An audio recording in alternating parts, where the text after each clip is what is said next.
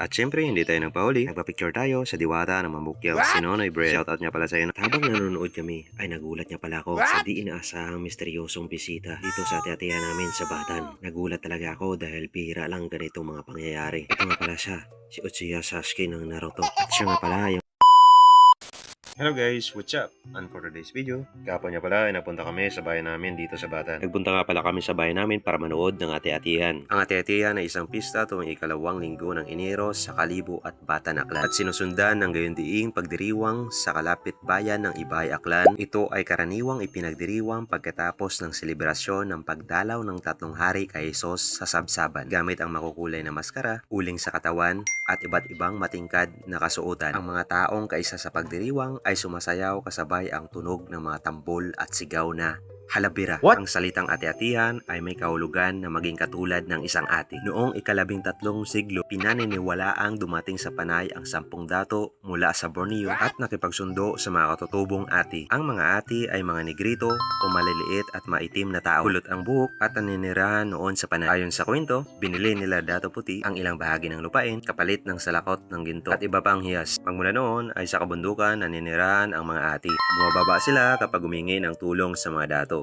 Ang mga ati ay sumasayaw at kumakanta bilang pasasalamat. Upang higit na sumigla, itinapat ang ati-atihan sa pagdiriwang ng pista ng Santo Niño. Kaya bahagi ng sanglinggot masayang parada sa Kalibo at Batan ang pagtatanghal at pagbubunyi sa imahe ng Batang Hesus gaya ng ginagawa ding pagdiriwang tuwing Enero sa sinulog ng Cebu, dinagyang ng Iloilo, halaran ng Kapis, maskarahan ng Bakulod, at binerayan ng Antiki. At pagdating na namin sa bayan, ay ganito kaganda ang makikita nyo sa bawat sulok ng daanan. Iba't ibang tribo na lumalahok sa ati-atihan ng Batan. At syempre, hindi tayo nagpahuli. Nagpa-picture tayo sa diwata ng Mambukyaw, si Nonoy Bread. Shoutout niya pala sa'yo, Noy. Naway pagpalain ka ng may kapal. At yan mismo sa harapan ng plaza, ay makikita nyo ang iba't ibang grupo ng mga banda na lumalahok din sabay ng kapistahan ni Senyor Santo Niño. At syempre, nagsabay rin tayo sa iba't ibang mga grupo sa pagsayaw, kaso lang lakad lang sa akin. At makikita nyo ang mga tribo namin dito na napakaganda talaga ang mga costume nila.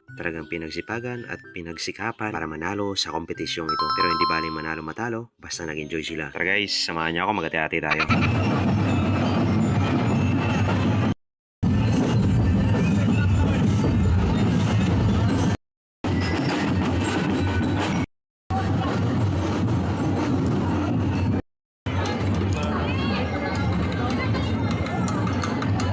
Hello! Hello!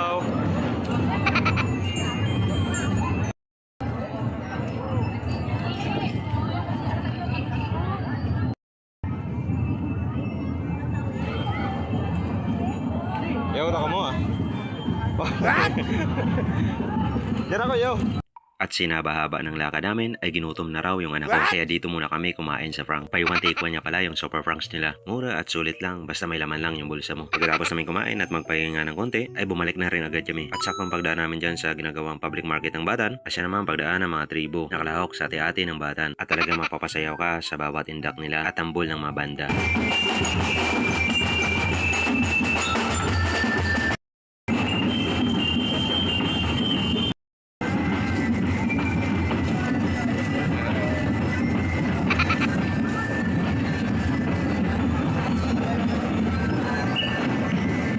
At yan niya pala yung uniform namin ng anak ko. Kasali kami sa Batan Petron, kaso lang napaiwalay kami sa grupo. Kasi nga masyadong malikod yung anak ko at gustong gumala kung saan saan, ay ano pa nga ba yung asahan natin kung saan saan na kami nakarating at kung saan saan grupo na kami nakilahok. Pero okay lang yon dahil kahit sino naman ay pwedeng lumahok basta mag-enjoy ka lang, okay na yun. Pabalik na nga pala kami ng anak ko sa plaza kung saan mismo nagpe-perform ang mga kalahok sa ati-atihan.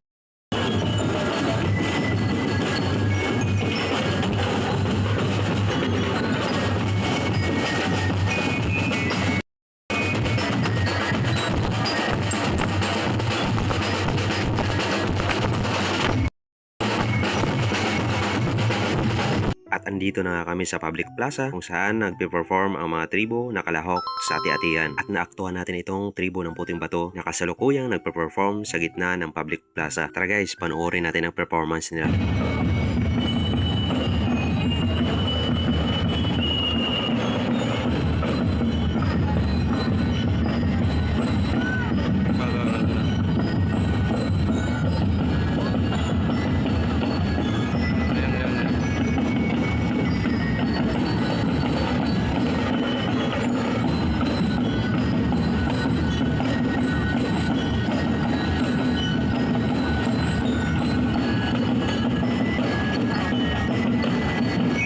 At dyan mismo sa gitna ay pinapanood sila ng ating mga judges. Siyempre kasama tayo sa audience. At habang nanonood kami ay nagulat niya pala ako sa di inaasahang misteryosong bisita dito sa ate-ateya namin sa Batan. Nagulat talaga ako dahil bihira lang ganitong mga pangyayari. Ito nga pala siya, si Uchiha Sasuke ng Naruto. At siya nga pala yung isang leader ng tribo na yan. At hindi ko akalain na pasunod niya ito lahat sa kanyang kapangyarihan. Kaya dumistansya muna ako saglit. Baka tayo ay madala. Di joke lang guys. At hanggang dito lang muna guys. Masyado nang mahaba itong video na to. Peace yo.